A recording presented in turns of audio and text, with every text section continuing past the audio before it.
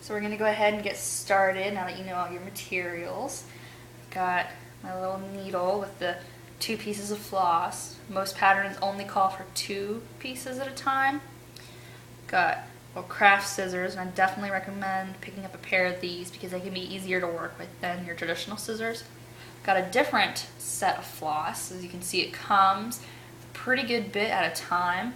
It's usually 6 pieces of thread together, but as you can see, I've pulled it out enough so that there are only 2 up at the top. You'll pull the rest of it down, cut what you need, and thread. Now when you thread, if you'll notice, there are no knots. There are never any knots in cross stitch. And I've got my hoop. So now what we're going to do is we're going to go ahead and we're going to take the cloth.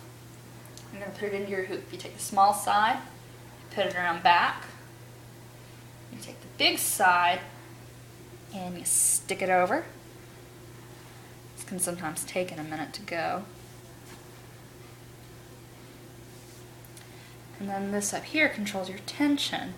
You want it to be tight, but not too tight.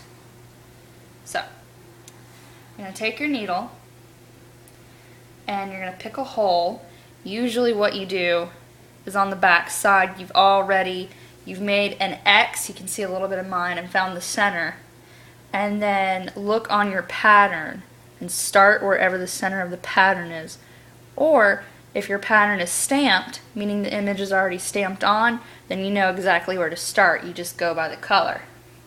So you come up here and you start with your hole and you poke through.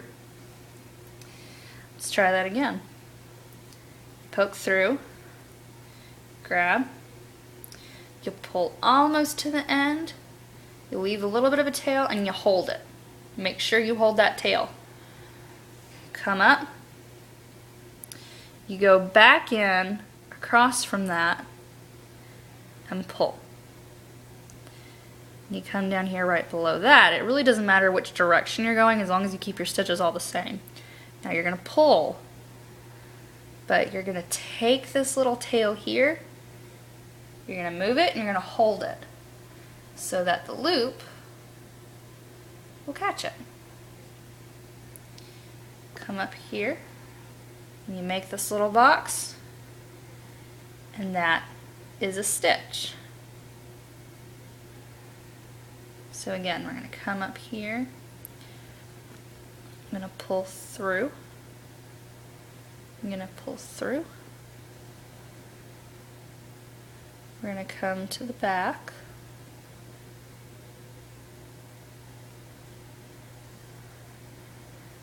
you're going to pull through, and you're going to loop your tail again. I usually make sure it's caught in there a couple of times, and I'll put it a couple different ways just to make sure it's not going anywhere. If you don't pull down on your tail, then your stitching will come out.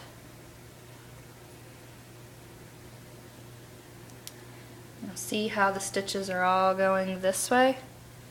Make sure you want to keep it all going the same way, or you'll be able to tell when you've missed a stitch, or if a stitch is going the opposite direction. Let's say you want to switch colors, or end off.